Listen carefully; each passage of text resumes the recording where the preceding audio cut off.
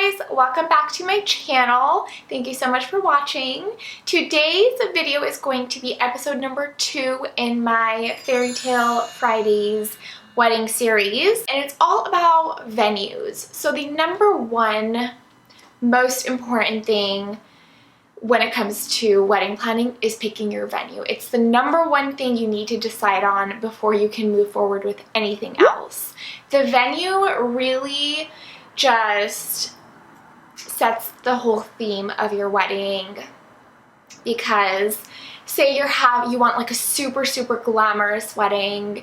If your reception ends up being at a vineyard, that whole super glamorous idea that you might have had might not match with your venue. Just an example. I mean, you could totally do that, but just an example, it totally sets the theme of your wedding. Our wedding is going to be next summer, or actually spring.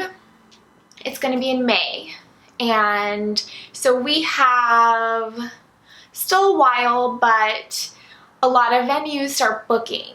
Couple things that were really important to us was, first of all, being able to basically bring everything ourselves and choose everything. I didn't like how a lot of venues, especially hotels, resorts, vineyards, places like that, they had a lot of restrictions. You had to either use their catering company, you had to use, their florist, you had to use basically their stuff. You didn't have total control over all the aspects of your wedding, and I hated that.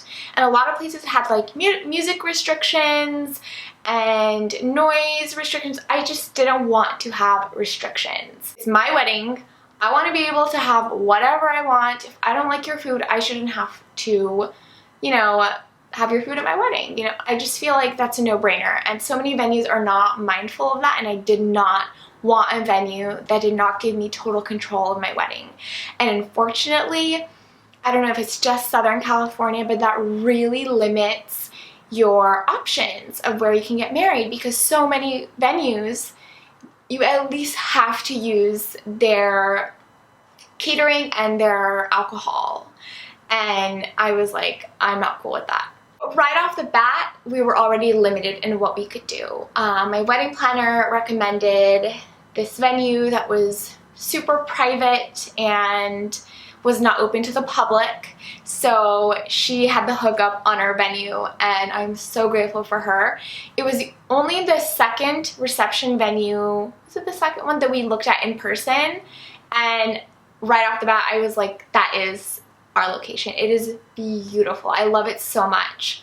It's different than what I wanted in the beginning of our wedding planning process, because I wanted my wedding to be by the beach, but it didn't work out like that. And I'm totally okay with it, because now my theme is a garden theme. So I want like a romantic, whimsical, a little bit bohemian wedding, and I feel like my venue is perfect for that. So the first location we looked at was down in Coronado in San Diego. And this was a beautiful location. It was public, so a couple of the places we looked at were like a public park that you could just rent for the day.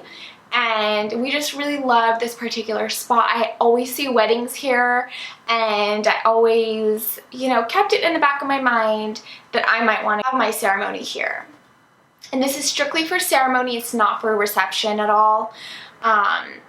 Because at this point we had already picked our reception space. So first we booked our venue that we have now, and our venue allows room for a ceremony and a reception, and my wedding planner kept telling me you should just do both here, but I was like, I really want to get married by either the bay or the beach. So she was like, okay, you do you. So I was gonna have my reception there and then just book my ceremony somewhere else, and then my guests would have to drive to the reception space. So this first place in Coronado that we looked at was beautiful. Nice green grassy space overlooking the San Diego skyline. It's beautiful. downside of this venue is, one, it's very public, and Coronado does get really, really busy, especially in like spring and summer when more tourists are coming. So that was a con.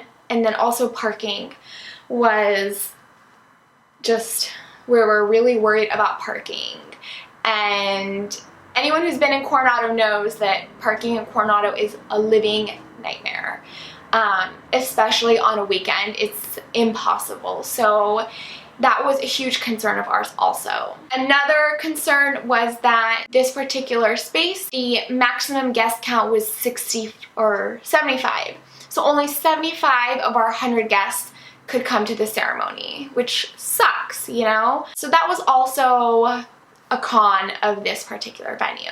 Now, this next venue we looked at is also very public. This is in San Diego. This is downtown San Diego. It was really beautiful. It was still public, not as public as the last one, but still public, so that was a con. For this space, what I really loved was that big tree. I thought it was really beautiful, such a nice backdrop, and the grass area is so huge. It just made me, this is kind of weird to say, but it made me just feel very free, like I have all this space to work with. It just made me feel something because the space was so wide and open. I really loved it. So the con here, again, was that it's very public.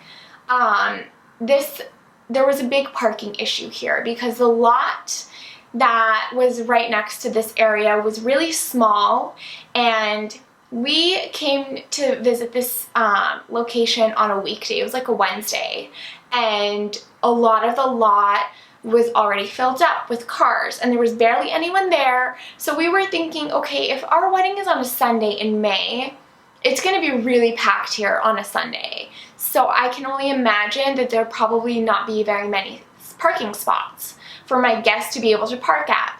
Another con for this location was the drive. So downtown San Diego is really busy. This isn't the easiest spot to find. So people would have had trouble finding it. There would have been trouble with traffic, and it's just not that romantic getting married in downtown, in my opinion. It's not what I'm looking for. So I didn't really like the whole downtown feel of it. The next location we visited was hilarious. It was also in downtown, and it was right after Harbor Island Park. We went to visit this location. And I saw pictures of it online. I knew it was a public location. I didn't know how public it was. This place is so public. There were so many people there. It was a Wednesday. There was like picnics going on. There was kids like running through the water fountains. It was not cute at all. I really did not like this location. Zach and I were just looking at each other and laughing that we were like, what are we even doing here? We need to go. This is not a wedding location. So this was definitely a giant no. We're not getting married here. Now, this last location is where we actually booked our wedding. It is perfect. It's beautiful. It's got a little hint of like a rustic theme going on. Lots of beautiful big trees, and it's just very romantic. I love the exterior of the little house. I just think it is just very whimsical and romantic. And then when you go towards the back and enter the venue, there is so much potential. I'm going to be hanging chandeliers from the trees. I'm going to have drapery, and it is just going to be so romantic, so beautiful. It's going to go perfect with my garden theme. It's got a cute little fireplace where we're going to set up a little lounge area, some cute vintage rentals that I want to get with my wedding planner. I just have so many ideas brewing for this space. It is so beautiful. It already has like a makeshift stage. So my wedding planner was saying we could just have people dance up on this deck, and all the tables and the reception area can be in the grass area. I love how wide open the grass area is. It's just so romantic. It has, I think, perfect amount of space for my guest count, and it's just perfect. I love it so much. And what makes it even better is how I have so much flexibility with this venue. My wedding planner totally hooked it up. It is a private venue, so I was only able to book here because of my wedding planner. She knew someone who was able to get me in. So thank you so much, Molly. My wedding planner is amazing, you guys. I'm gonna link her social media down below. Her name is Molly with Treschicaffairs, and she is amazing. She's been amazing throughout this whole process. Alright guys, that concludes today's video. I hope you guys love my venue. I love it so much. Let me know down in the comments what you think of the other venues that we passed on, and I hope you guys found some of my tips useful. Please leave comments down below if you are planning your wedding. I would love to be a part of your journey as well. If you have a YouTube channel and you are doing a wedding series, please let me know. I love watching wedding series on YouTube. I'm addicted. And I hope that you will join me on my journey to planning our wedding, and I will be posting more videos. I'm going dress shopping right now. I've been dress shopping the past couple of weeks, and I'm going in a couple of weeks again, so I will get my dress shopping video up for you as well. I will see you guys in my next video. Please do not forget to subscribe to my channel, like this video if you enjoyed, and I'll see you guys next time. And then I'm just going to use my MAC 135 brush to kind of just warm up my face a little bit.